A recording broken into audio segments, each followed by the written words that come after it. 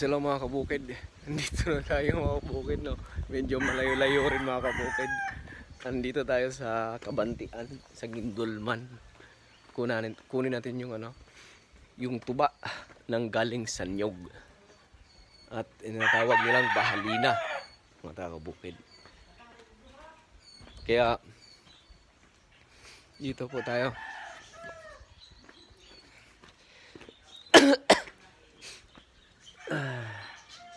Ay, naputol na. Bukid. Yung chinelas ko.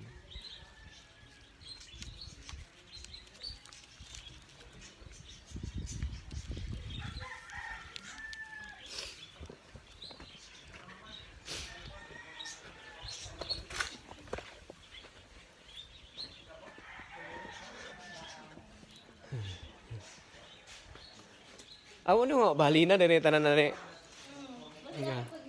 Ayong hapon. Yung hapon. Ito mga kabukid, nandito tayo sa no? Ano ng tuba. So bahalina, dito tayo kumukuha.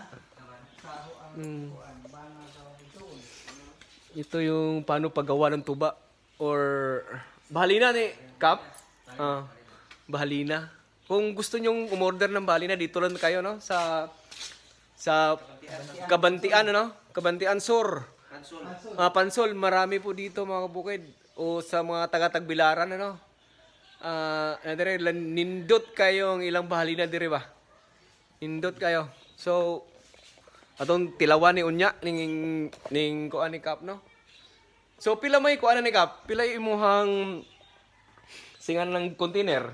O kanang kuan, kanang name order? 1,000? 5 months, 6 months ang edad. 6 months na ang edad, no? Sa bahalina. So, apil na ang container na Kap? O, dili. Wa, yung mo ilahang container. Ito ng container kay balik ko man ako para sa ana. Dahil process, no?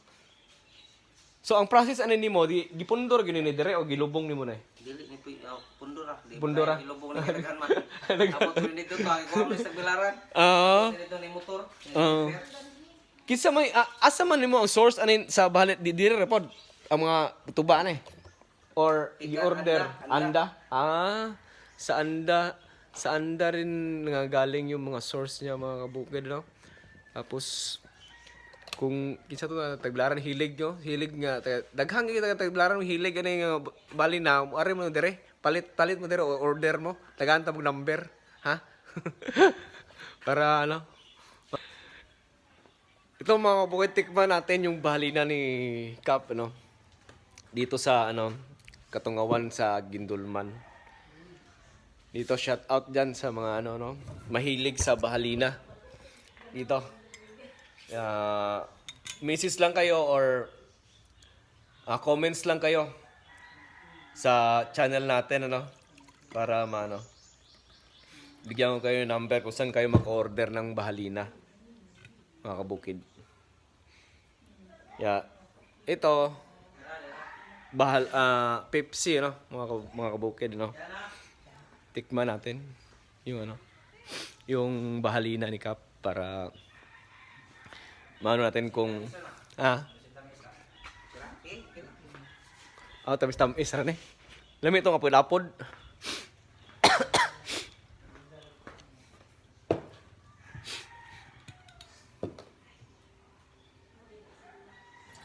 Kasi ang trabaho ko dati mga kabukid, sa Malaysia pa ako, bartender.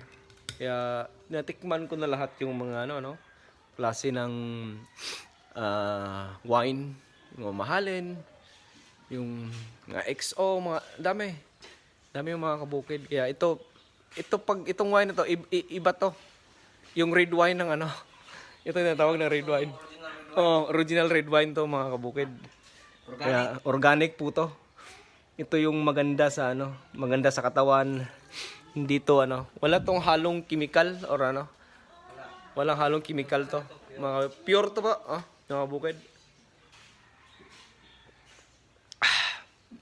Ito yung masarap, yung parang mafe-feel mo sa mo, sa dila mo yung ng talagang wine. Napakaganda po mga kabukid, kaya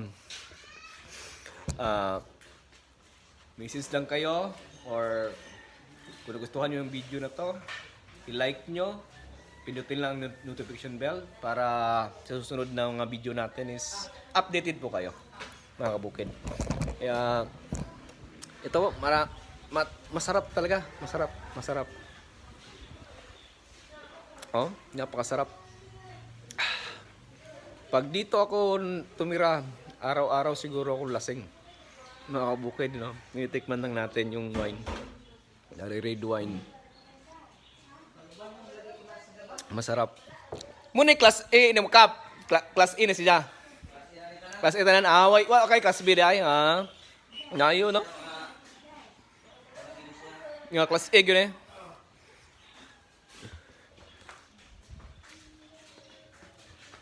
Yan mga kabukid, puro class A pala dito mga kabukid. Kaya para masarap nga, ano? Ito yung pinaka ano nila. Daming mga ganun mga kabukid. No? Kaya swerte natin, no? Kasi nakita natin tong lugar na to. At yung ano, may ano na tayo kung ano ang ano. Kung yung nagbi-business diyan ng ano, Bahalina sa Tagbilaran ano o saan man sa Bohol or ano, dito kayo. Mag-comments kayo at bibigay ko sa inyo yung number na saan kayo ano. Pag mag-deliver ka, magka-deliver ka o basta dinaghan ka.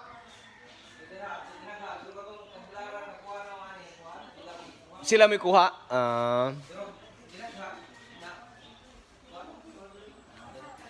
Kisa may gisupplyan mo sa Tagbilaran, kisa may tigkuha ni mo si kanang taga Kugon?